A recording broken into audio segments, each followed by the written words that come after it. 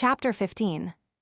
Previously, after successfully executing a high-risk heist to restore their solvency and receiving a cryptic warning from a future version of himself, Elias and Kenji celebrate their newfound status as solvent mythic hackers.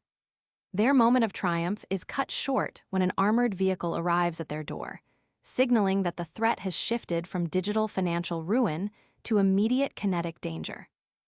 Now, Chapter 15 begins.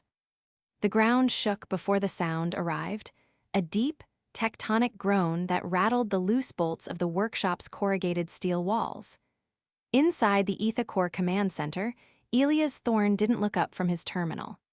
He watched the vibration ripple through the surface of his coffee, turning the black liquid into a chaotic frequency graph. "Perimeter breach," Kenji Sato said. His voice was flat, but his fingers were already flying across a secondary keyboard. "Heavy impact, gate integrity at 0. On the main wall of monitors, the exterior feed flickered and stabilized.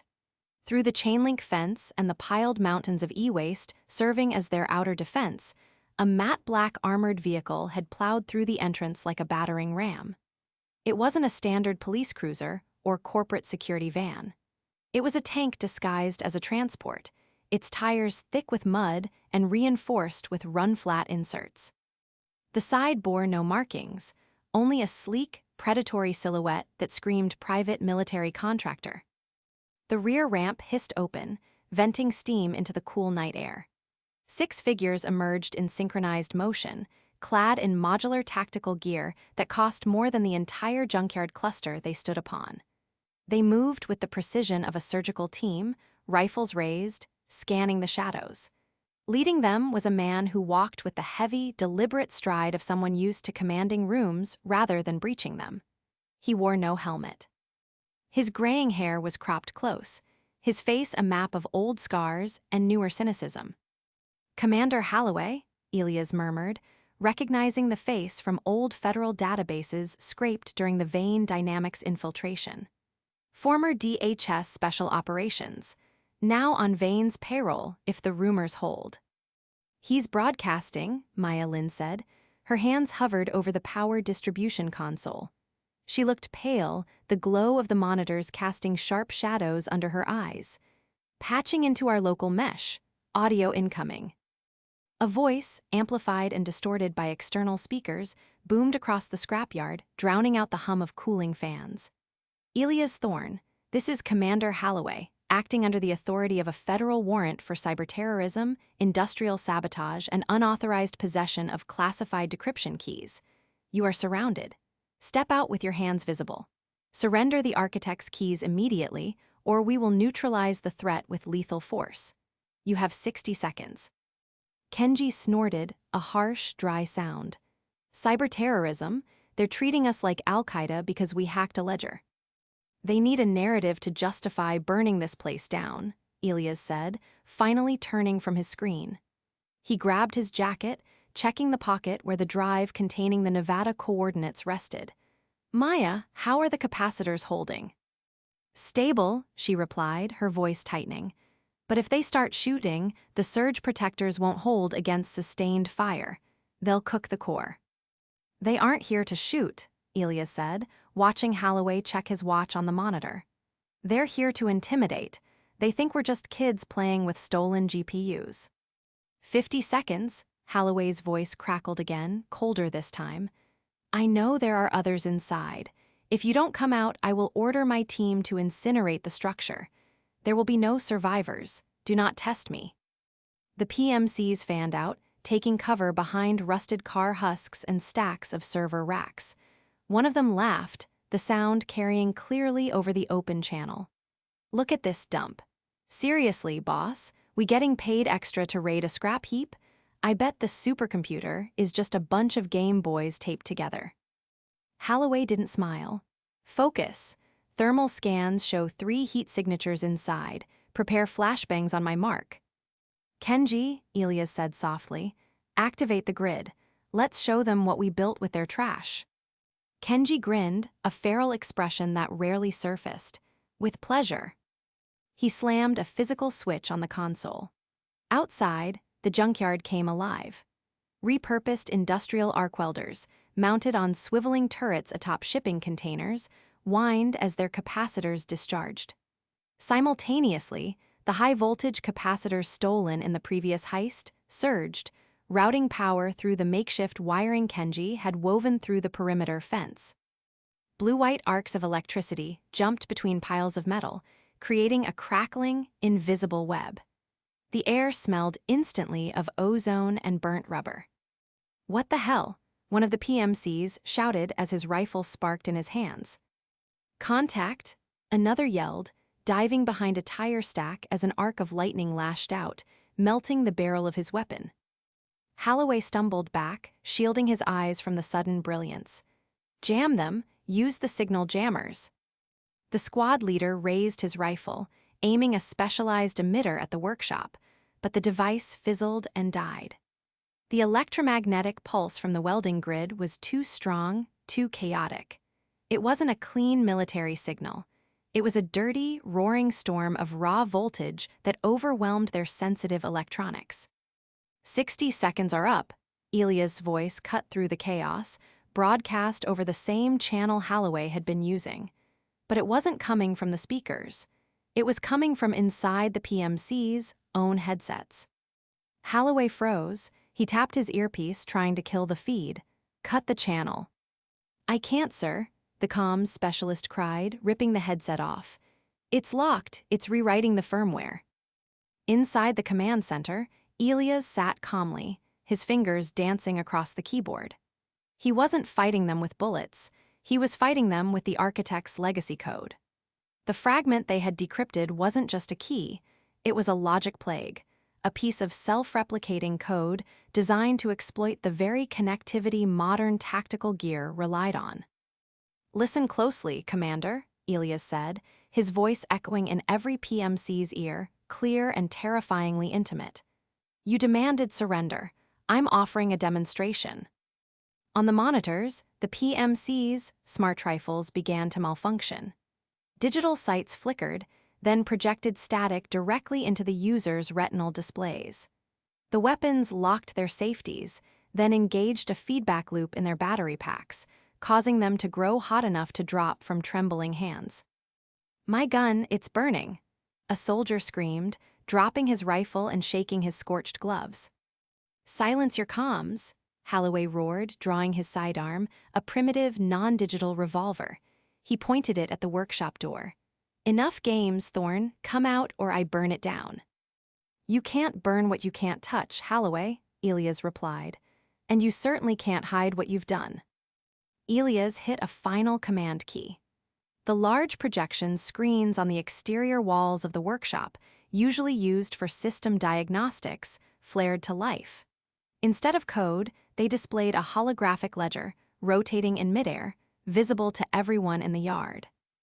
It was a financial trail. Bright red lines connected vein dynamics, off-book accounts to a shell corporation, which then funneled millions directly to Holloway's personal holdings.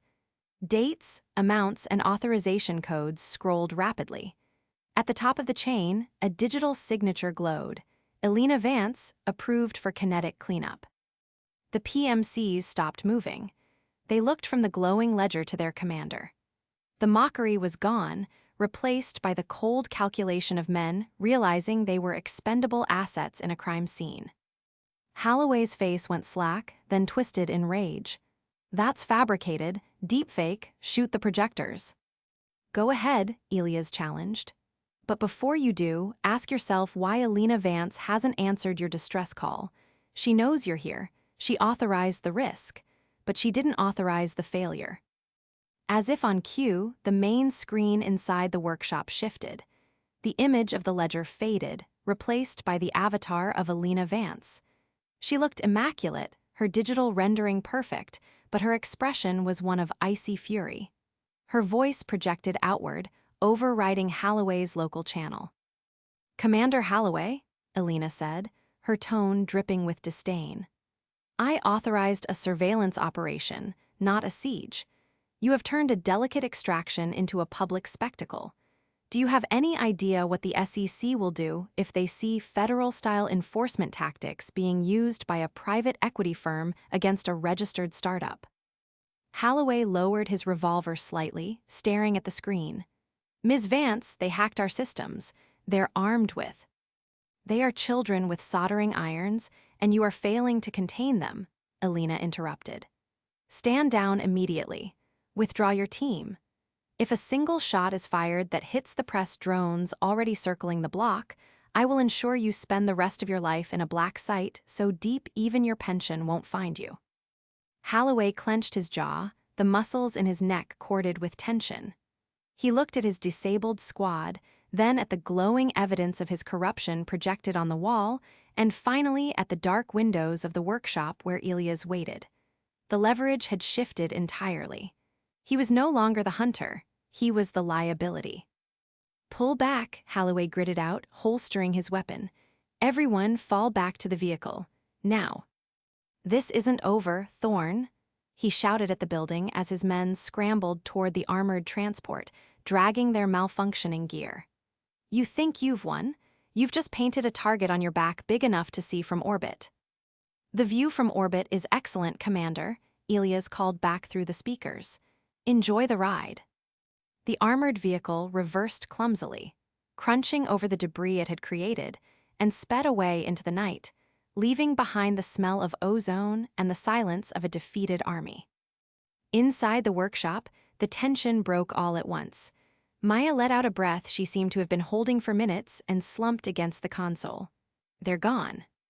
For now, Kenji said, already running diagnostics. But they fried half our cooling loops with that initial surge. We're running hot. If we push the cluster hard again in the next hour, we might melt the motherboard. Elias walked over to the main terminal, pulling up the data stream captured during the hack. Did we get it? Kenji nodded, pointing to an encrypted packet blinking on the screen. Holloway's comms tried to phone home to Vane's secure server during the override. Our logic plague intercepted the handshake. It contained a partial key. It matches the Nevada coordinates. Elias zoomed in on the map data. The fuzzy image from the architect's video was sharpening, resolving into a specific set of GPS markers in the desert. It's not just a location, he whispered. It's an access point. Maya pushed off the console and walked over to him, placing a hand on his shoulder. Elias, look at the news feeds. Elena is already spinning this. She's calling it a misunderstanding and a rogue contractor, but she's not denying the connection. She's terrified. She should be, Elias said, his eyes hard. We just proved she can't control her own attack dogs. That buys us time, but it also means she won't try subtle tricks again. Next time, she won't send a team. She'll send the IRS, the FBI, or an airstrike. We need to move, Kenji said, his attention snapping back to his sensors. I'm picking up new signals, not Vane, not the feds. Elias frowned. What kind of signals? Low frequency, encrypted with the architect's signature protocol. Kenji turned the monitor toward them. It's a live feed, coming from the Nevada coordinates. The screen flickered, stabilizing on a grainy night vision image. It showed a vast, empty stretch of desert under a starry sky. In the center of the frame, illuminated by a solitary, harsh floodlight, was a fresh mound of dirt. A wooden marker stood at the head of it. The camera zoomed in, the resolution sharpening automatically as the architect's code cleaned the image. The name carved into the wood was clear, stark, and impossible. Elias Thorne. Born redacted. Died today. Maya gasped, stepping back. That's your name. Elias stared at the screen, a chill crawling up his spine that had nothing to do with the failing cooling systems. The grave was fresh. The dirt was still loose, and the timestamp on the feed was live. The architect isn't just guiding us, Elias said, his voice barely a whisper. He's showing us what happens if we fail. Kenji's fingers hovered over the pack-up command. We leave. Now, everything essential goes into the mobile rig. Leave the rest. Elias tore his eyes away from the grave, the image burning into his mind. The victory against Holloway felt hollow, a minor skirmish in a war he suddenly realized he didn't understand. They had escaped the wolf, only to find themselves walking straight into the lion's den. "Pack the drives," Elias ordered, grabbing his bag. "And grab the shovel. Something tells me we're going to need to dig ourselves out of something much deeper than a junkyard." Outside, the distant wail of sirens began to rise, growing louder, closer. The federal drones were circling. The game had changed. They were no longer rogue operators fighting for equity. They were fugitives running toward a grave that already bore their name. In the next chapter, as the older Elias Thorne stares into the camera with a caption that reads, "You're late for your own funeral," the team realizes their entire escape was merely an initiation test orchestrated by Elena Vance.